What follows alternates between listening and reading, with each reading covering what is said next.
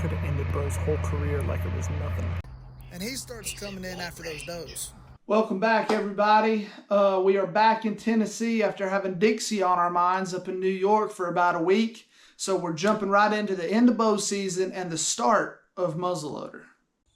I have never seen 3 scrapes under one tree before. Actually, 4 scrapes under those limbs. That's the second one. We might be in a good spot this afternoon.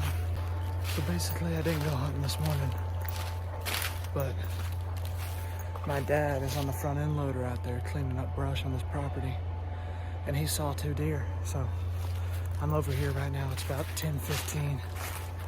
Trying to see if he runs any by me or if they're moving to straights. So on this particular sit, I was walking to the stand just in the afternoon one day because I didn't go hunting that morning, and there were just scrapes everywhere on the way to the tree stand. So I had a feeling I was going to be in for some pretty good action.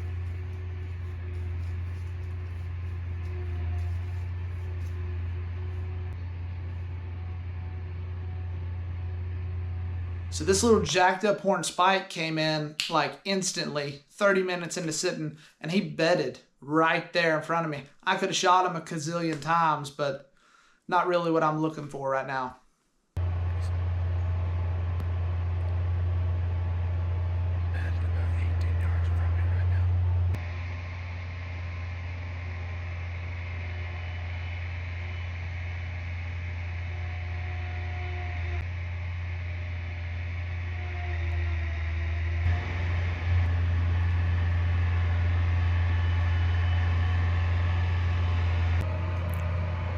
Could have ended bro's whole career like it was nothing.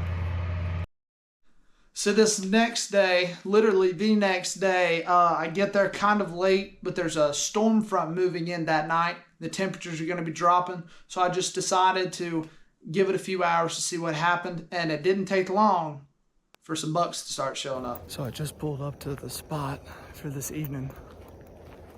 I was thinking it was probably going to be a really good spot, and pulling into the driveway, and there's a freaking 6-pointer standing in the yard of the house I'm hunting. So I guess that's a good sign, right? Bug coming right here, coming right up 30 yards.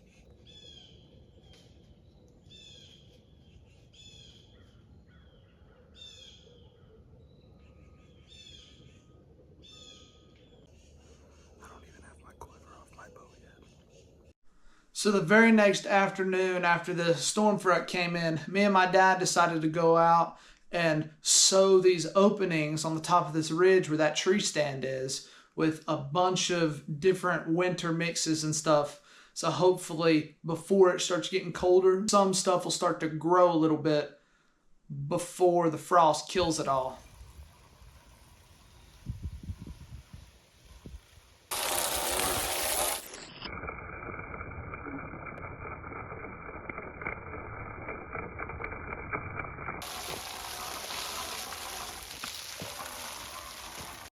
So then that evening, after about 3 hours after we sowed that stuff, I got right back in that stand, and a bunch of little seed vacuums came in to about 30 yards.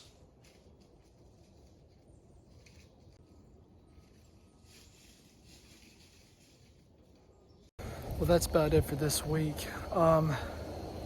We got one more week left until muzzleloader starts, so we just got a couple of days to get it done with the bow. So all I have is evenings, and then Saturday smoke pole season starts, so stay tuned.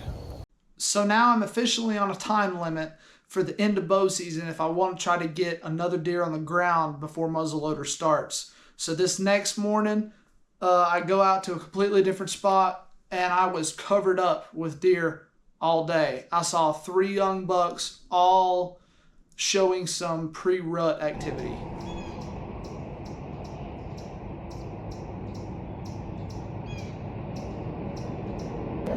It's the 3rd buck I've seen this morning. So due to some problems at home, I was not able to get as much footage as I would have liked. So I was just trying to pick and choose when I could hunt to get footage. So this next morning, it's election day. So starting off the day on a good note with Trump becoming president.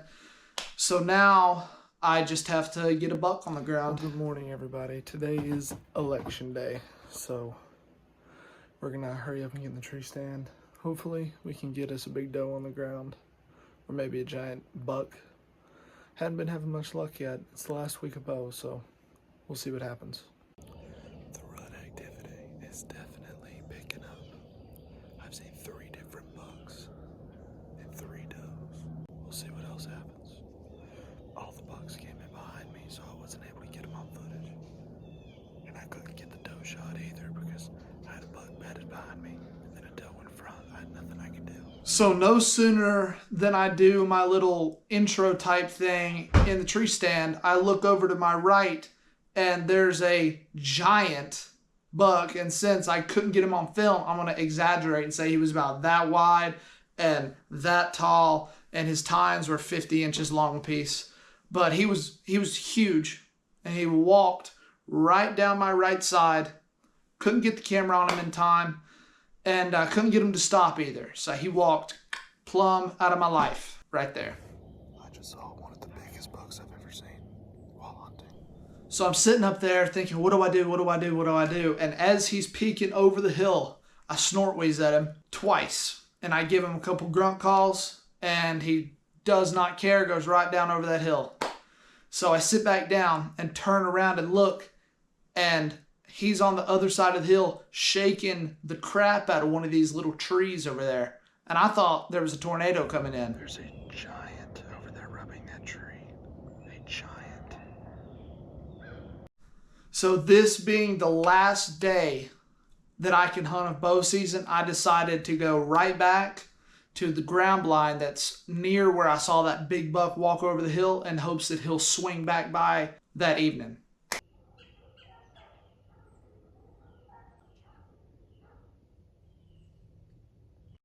And he did not, and I haven't seen him since. So the next day is opening day of Muzzleloader, and we didn't go that morning, but that evening we went because it got a little cool, and you can see how it turned out. This is opening day at Muzzleloader, evening sit. Me and my dad are at this soybean field spot. We saw 2 giants in here this morning, so we're gonna see if they come in. So we're sitting there for probably, 2 hours, and my dad leans over and he tells me it's a little hot. The deer probably aren't going to start moving like we would like them to. And no sooner he says that, I look down the field to my right, and there's 2 does running across the cut bean field. And I get ready, and I'm looking at the does, and then all of a sudden, a big old 10-pointer steps out behind him. He's at what? He's at what? So now it's a mad dash getting my camera set up on him because I can't really tell how big he is. At that angle, he's moving after those does. So I just have to get my dad to tell me the range and then decide if I'm going to shoot this deer. And it all happened in under 17 seconds. So that tells you how fast your adrenaline can fire off your brain whenever a buck walks out. He's at what range? So he gets to about 130 yards, quartering away, about to be out of my life forever. And I decide, you know what? It's halfway through the season. I'm going to shoot him and hope for the best. My dad tells me the range. He stops and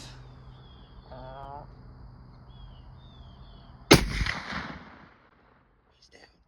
He's down right there.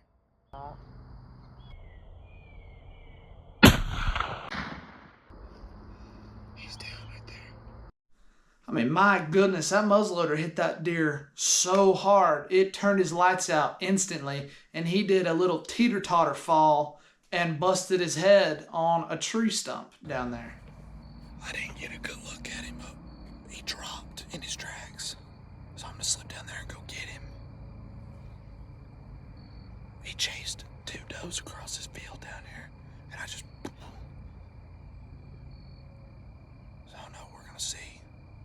gonna see how big he is. All right, so I'm walking back up here now to where he's laying. I don't know exactly where he is. Since I'm down here, I just gotta find him. But I'm hoping he's what I think he is. That's a far shot with the muzzleloader. All right, there he is right there. Hopefully he is no longer with us. That way he doesn't jump up here and freaking kill me. All right, let's see how big he is. Now, don't get me wrong. I've killed bigger deer than him, but he was not bad at all. I'd put him right at around 130, a little under 130. And that's the second buck I've ever shot with the muzzleloader.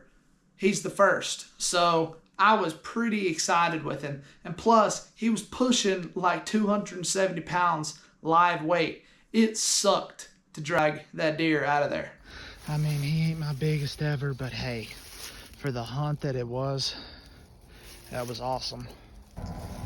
Tell you what though, for how big this joker is, body-wise, that's a nice deer. Let's hear. Man, seeing him hanging there before we get him cut up, it just makes me hungry now thinking about having a deer hanging up like that. I love deer meat, and he's got a ton of it on his bones.